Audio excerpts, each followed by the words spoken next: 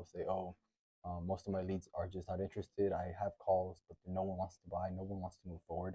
So I'm here to tell you three criteria that you need in order for you to scale your own outbound process so you guys show rate can go up, your close rate can go up as well. So number one is obviously hard exclusion. So it's disqualifying early. I dropped a video last week explaining why you need to filter out early, why you need to filter out as soon as possible. It saves you a lot of time. Worrying less on people who can't pay for your service and actually focusing on people who can actually pay for your service. Essentially, you are a startup anywhere from 0 to 100K per month. The one thing you will need to be doing consistently is disqualifying people. So number one is problem awareness. This is what I call hard criteria. The prospect knows they have a real problem. They're saying through the DMs, oh, I struggle with close rates. I struggle with bringing in leads. I struggle with closing leads. That is a real problem. That is something you need to focus on. Once the lead says, okay, you know what, I struggle with X, Y, Z, it is your job to just simply connect. Okay, we can help you in X, Y, Z. So you gotta make it obvious. Your lead has tried. They've tried to solve it. They say, I've tried running ads, but it didn't work. I've tried increasing the amount of people I have on my team. It doesn't work. I've tried increasing my ad flow, adding more ads. It doesn't work. You want to disqualify early if the lead says, oh, I'm just curious. I'm just looking to learn. There's no pain. They don't acknowledge the pain. They don't see, oh, I'm struggling with this. You want to disqualify early. Again, it's all about just saving your time. Focus on the leads that actually need your help. And most people, when they hop on sales calls, they're like, these people, they're just VPs. They're people of no authority. These people don't want to buy. You gotta, again, it's just criteria. You gotta disqualify early. People, when I first gave this out to my setters, they were like, oh, it's difficult to close people. The people don't want to. You make it harder. But in reality, it's a system. All it is a system to exclude people. That is the whole point. I don't want to be focusing on leads that can't pay for my service, that aren't willing to have a serious conversation. It's all a system. Now, what I have my setters do, always look for authority. If this makes sense, are you the one who decides? You automatically, it's a yes or no. Are these people qualified to make the decision, yes or no? When you disqualify, they need approval. I need to ask the founder, or they need information to pass to someone else. They say, could you send it over so I can forward it to the founder? Automatically disqualify. These people are not it. Usually, when I used to cold call for local businesses, and I remember, oh, can you send it to my email? The person's not in office. There were all these excuses. I never really thought about excluding. I never thought about it, and I'd waste a lot of time following up, and I'd waste a lot of time. Eventually, it never looked out right for me. I looked like I was begging. It just looked bad for me. Number three, timeline criteria. They want to change within the 90 days. The setter, when are you looking to solve this? All right, timeline is incredibly important. You want to make sure these people want help as fast as possible. Unless you have large sales cycles where you focus on large companies with 100, 200 employees, that's completely understandable. But if you're a small business and your sales cycles are anywhere from 7 to 14 to even 21 days, you want to disqualify early if this person doesn't want help within the next 90 days. So your setter should be something along the lines of, when are you looking to solve this? Automatically, you can tell whatever that person answers, oh, as soon as possible. Okay, they're urgent. They're detecting urgency.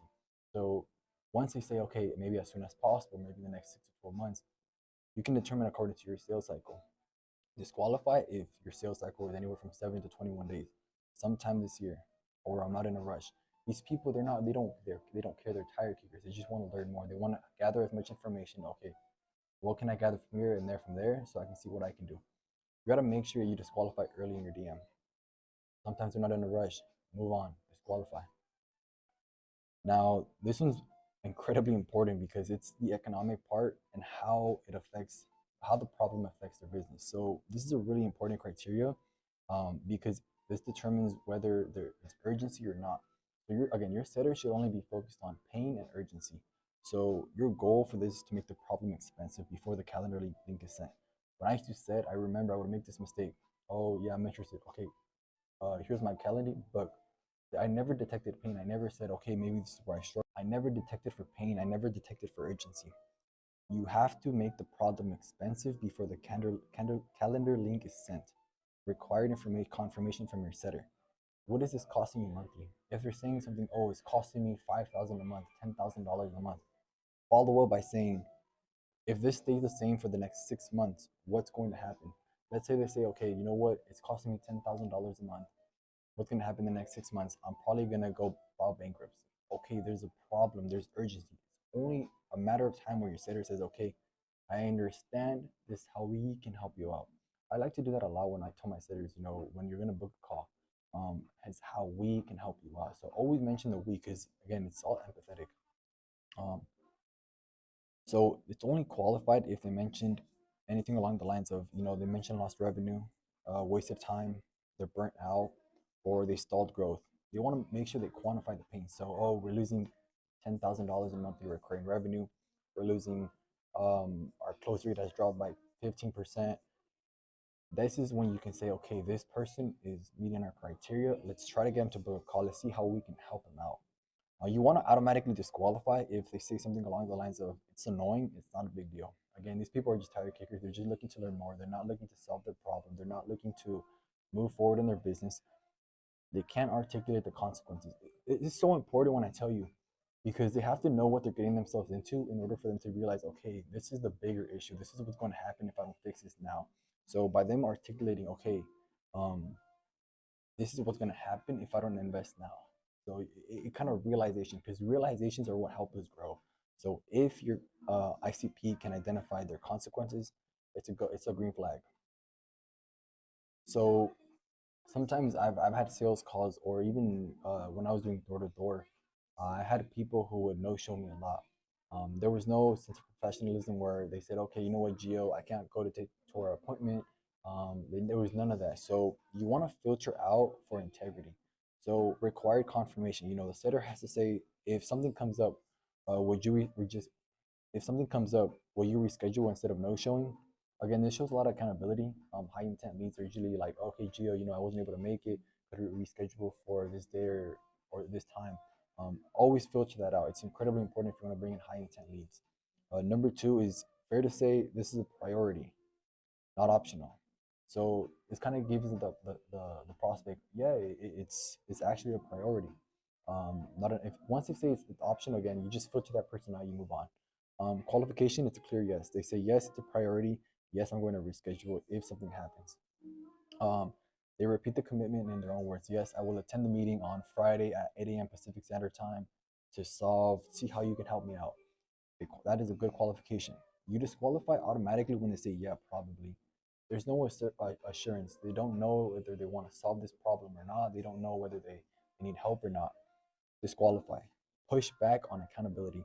If the lead says, oh, I don't want to book, I'm not, they leave you on scene, you send the calendar link, they leave you on scene, I'm not interested, disqualify automatically.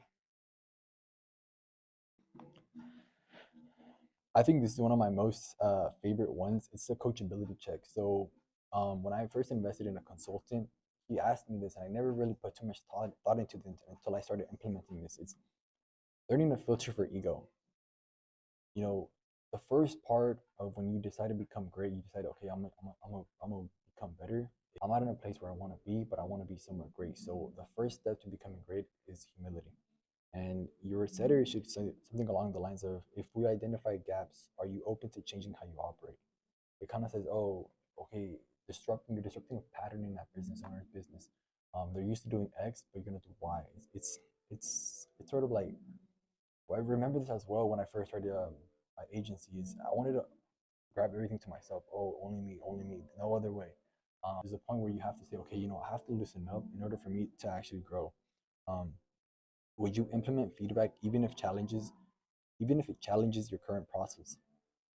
If they say, you know what, potentially I am interested, qualification, green flag.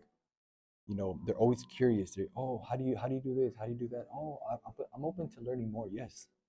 They give a lengthy response. This is incredibly important because they're willing to add detail. Low intent leads don't add detail. You automatically disqualify if they over explain why they're right. Usually, the people like this, they don't like to hold themselves accountable. They don't like to admit they're wrong. They don't like to admit they're wrong. So you want to disqualify that.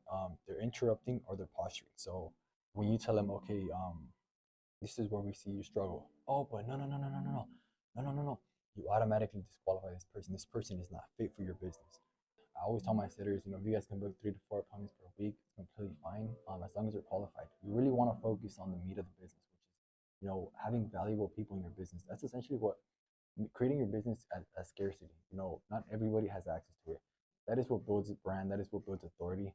And I consistently tell my sitters, this is how we should consider it. It's a system. It's not, what, you can't make a lot of money, because again, money can be made, but it's all a system.